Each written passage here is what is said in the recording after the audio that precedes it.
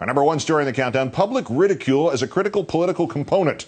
And here it comes again with what is reportedly week 2 of a 7-week cameo of Tina Fey as Sarah Palin. Some of her lights-out impression did not even require any new material.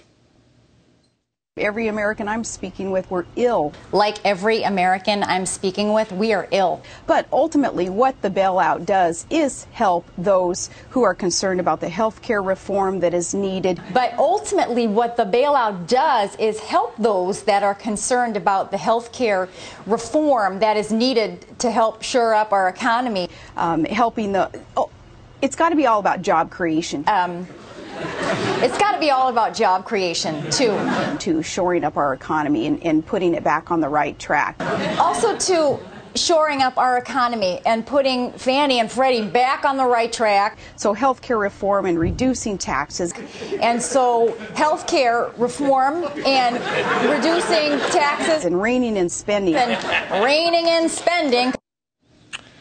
But this was hardly just parroting, as the rest of us fiddled around with analogies to Mina birds and talking caribou Barbie dolls. Seth Meyers and the writers hit the analogy right on the head.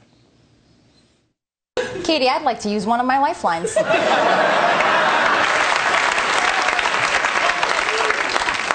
I'm sorry? I want to phone a friend.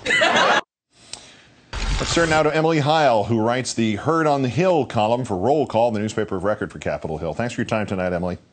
Glad to be here, Keith. Satire is one thing, but as big a laugh as anything else in that sketch was the word for word from Governor Palin's interview with Katie Couric. Is that the lowest it can get for a politician when your serious words, with almost no embellishment, bring back cascades of laughter?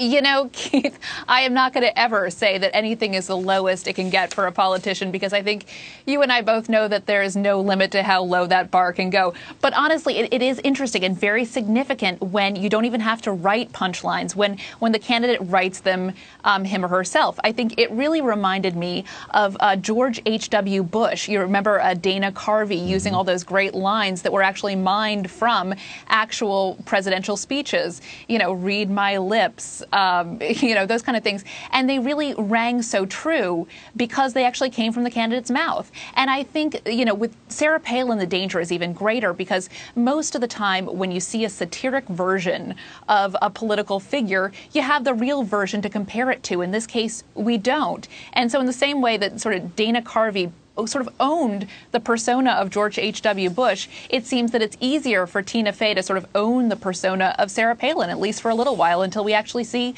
the real Sarah Palin. When the SNL skit was in her favor, Senator Clinton tried to pick up the ball and run with it. She referenced that whole in the tank for Obama, get him another cushion thing in an actual debate. It went over like a lead balloon. Is there anything that the governor can do with this? Can she try to pick it up? Can she have fun with it?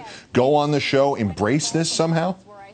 Well, you know, I'm really not in the business of giving advice, but I think there would be probably a big upside to her sort of going along with the joke. It's so much better, I think, from a public perspective, to be in on the joke and not to be sort of the butt of it. And you see John McCain doing this to some extent. You know, he makes old man jokes every now and then to sort of blunt the impact of the jokes that are inevitably going to be made about him. So it's sort of that way of giving a wink and a nod and sort of owning that joke, as opposed to just being the sort of clueless victim of it. So, you know, maybe we'll see, you know, the real Sarah Palin appearing alongside Tina Fey. It might be a smart thing for her to feel like she's in on the joke instead of just the butt.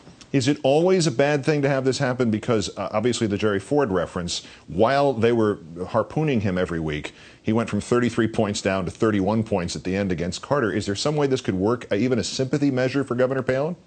Well, you know, that's a great point, Keith. It very well might. And it depends on the audience. I think for some people, you know, being the butt of a joke from the, you know, elite, liberal Manhattan folks, maybe, you know, that's sort of a badge of honor as opposed to being a bad thing. People might rush to her defense, particularly if she does better than, you know, a lot of people are expecting her to in the debate. So this may be actually a badge of honor and not a bad thing. People might actually sympathize. Yeah, at this rate, the way expectations are going for Thursday night, if she's still standing at the end of 90 minutes, she will have done better than people expect.